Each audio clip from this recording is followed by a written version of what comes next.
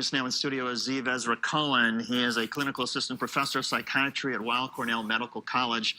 Ziv, we've also learned that the shooter's mother died in November. He was adopted. His father had died before that. He was depressed, suicidal. What do you make of all of this? Well, I think, as we've seen with previous shooters, there may be a history of adversity and trauma. There may be even some genetic influences on the personality, and then losses that occur which create a kind of ticking clock on a possible acting out that may be dangerous in nature. Is there anything to be read into the fact that he did this on Valentine's Day?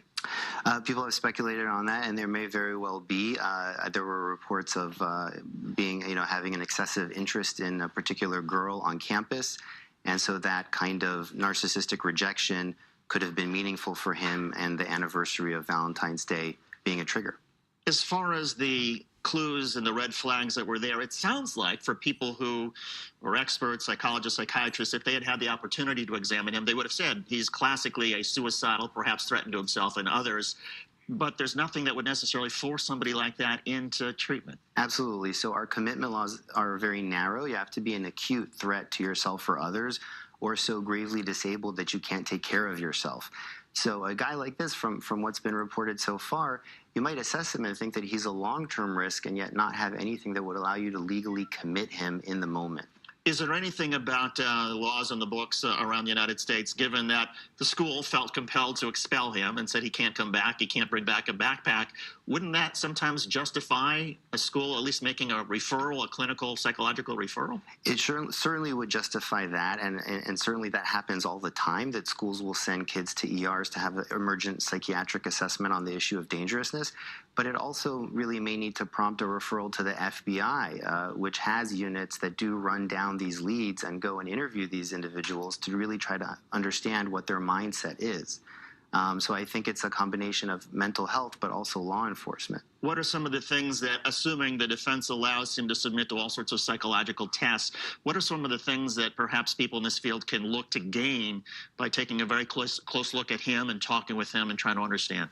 I think in a person like this, I would almost speculate that there may not be that many surprises. I think that we have some information, and I can't diagnose him specifically, but of someone with a history of adversity, possibly of trauma, who was known to be troubled, angry, with violent fantasies, and everyone who knew him are saying that they weren't surprised. So I think it leads us back to the idea that we all, in a sense, have to police each other. And these Instagram posts and Facebook posts really need to prompt a referral to the FBI from people who know him so that he can be investigated and hopefully this kind of attack can be prevented. We heard from some of the students who said that they weren't surprised. Is there a problem generally in the United States that maybe we don't do such a great job of educating teenagers and others about here are some of the signs and here's what you can possibly do if you see somebody who's exhibiting them? Yeah, I agree, and I think especially now that we're really seeing copycat crimes, this kind of attack gains a lot of notoriety, and there's somebody else out there, unfortunately, tonight that is seeing this, and it probably appeals to them. And so I think